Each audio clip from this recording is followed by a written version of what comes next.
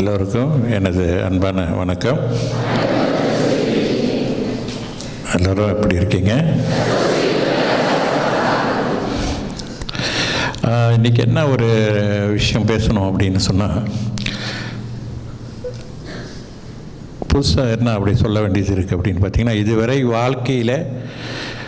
வாழ்க்கையில் நான் வெற்றிகள் அடைவதை பற்றி நிறைய பேசிகிட்டு வந்திருக்கேன். எப்படி நம்ம மோட்டிவேட்டாக இருக்கணும், எப்படி தன்னைத்தானே ஒருவர் எப்போவுமே மோட்டிவேட் கொடுத்துக்கணும், தன்முனைப்பை ஏற்படுத்தி கொள்ளணும்.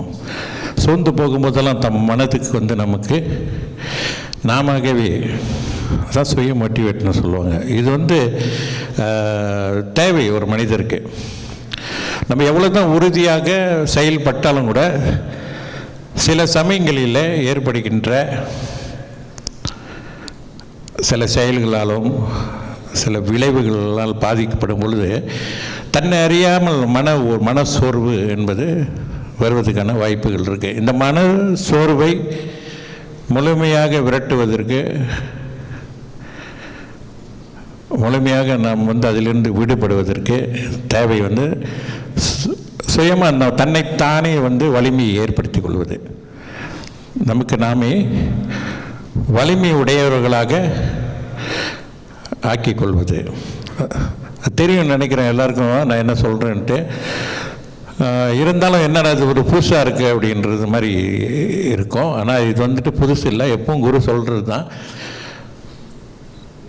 சில சமயங்களில் என்ன அப்படின்னு கேட்டிங்கன்னா, சுயமாக எப்படி நம்மளை வலிமைப்படுத்திக் கொள்வது அப்படின்னா, சில சமயங்களில் மனசோர்வு வரும்போது, கவலைகள் வரும்போது, தேவையில்லாத கற்பனைகள், தேவையில்லாத ஒரு சிந்தனைகள் வரும்போது நம்ம சொல்லிடணும் நம்ம மனசுக்கு, இது எனக்கு தேவையில்லை, நான் எப்பொழுதுமே வலிமையாக இருக்கின்றேன், ஆற்றலுடன் இருக்கின்றேன், யோக சக்தியுடன் இருக்கின்றேன், இறை அருளுடன் இருக்கின்றேன், குருஜியோட தத்துஸ்ரீயோட குரு அருளும் ரத்தியஸ்ரீயோட அன்பும் நிறைந்து இருக்கின்றேன் அப்படிலாம் நீங்கள் உங்கள் மனத்துக்கு சொல்லும் பொழுது, இதுதான் சுயமாக தன்னைத்தான் வலிமையாக்கிக் கொள்வது.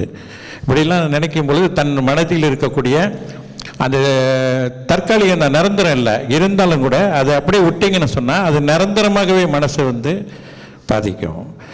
உடனே அதை நீக்கி நான் இப்படி தான் இருப்பேன், நான் இப்படி தான் இருந்து வருகின்றேன், வாழ்க்கையில் எதையுமே என்னால் என்ன செய்ய முடியும் அப்படி சவுண்டாக சொல்லுங்கள், கொஞ்சம் சத்தத்தை காணும்.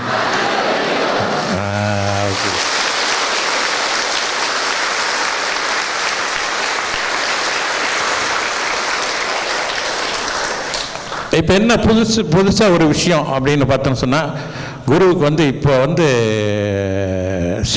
சில மாதங்களாக வரக்கூடிய மெசேஜ் என்ன அப்படின்னா, இதுவரை வாழ்க்கையில் வெற்றி அடைஞ்சிட்டு வரோம், வாழ்க்கையில் பல மாற்றங்களை ஏற்படுத்திக்கிட்டு, வாழ்க்கையில் மிகப்பெரிய நல்ல மாற்றங்கள், வீடு கார் இப்படி வாசல்கள் நல்ல விஷயங்கள் இப்படிலாம் வாழ்க்கையை பற்றியே, உலக வாழ்க்கையை பற்றியே இருந்த நாம் இப்பொழுது ஆன்மீக விஷயத்திலும் பலருடைய இப்போ 2 மாத காலமாக நிறைய அனுபவங்கள் வாழ்க்கையில் ஞான காட்சிகள் பெறுவது, அதே மாதிரி ஞானத்தின் மூலமாக நடக்கப் போவைகள் அனைவருமே தெரியக்கூடிய விஷயங்கள், இந்த மாதிரியான அனுபவங்களை குருவோட நிறைய பேர் இப்போ பகிர்ந்து கொண்டு வருகின்றார்கள். இது ஒரு புது செய்தியில் மகிழ்ச்சிகரமான ஒரு விஷயம்.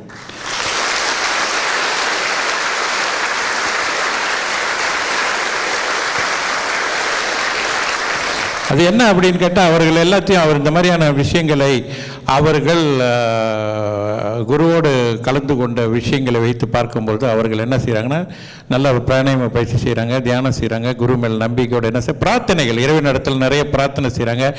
ஞானம் வேணும் எனக்கு அப்படின்றது விடாமல் முயற்சி செஞ்சுருக்காங்க. ஞானத்தின் மூலமாக எனக்கு பல அனுபவங்கள் கிடைக்கணும், இறைவனை உணர்ந்து கொள்ள வேண்டும், இறை காட்சிகள் கிடைக்க வேண்டும் என்ற தீவிரமாக பல வருடங்கள் முயற்சி செஞ்சிருக்கார்கள். அந்த முயற்சியின் பயனாக, அந்த முயற்சியின் வெற்றி தான் அது அப்படி என்பது குருவுக்கு தெரிய வந்தது. அதுபோல் நீங்களும் அனைவரும் எல்லா அனுபவங்களும் பெற வேண்டும் என்று இந்த வேளையிலே கேட்டுக்கொள்வதோடு அல்லாமல், குருவோட ஆசீர்வாதம் அருளும் உங்களுக்கு எப்பொழுது இருக்கும், ரத்தியஸ்ரீ அன்பும் உங்களுக்கு என்றும் நிறைந்திருக்கும் என்று சொல்லி விடைபெறுகின்றேன். எல்லோருக்கும் என்னுடைய மகிழ்ச்சியான அன்பான வணக்கங்களும் வாழ்த்துக்களும்.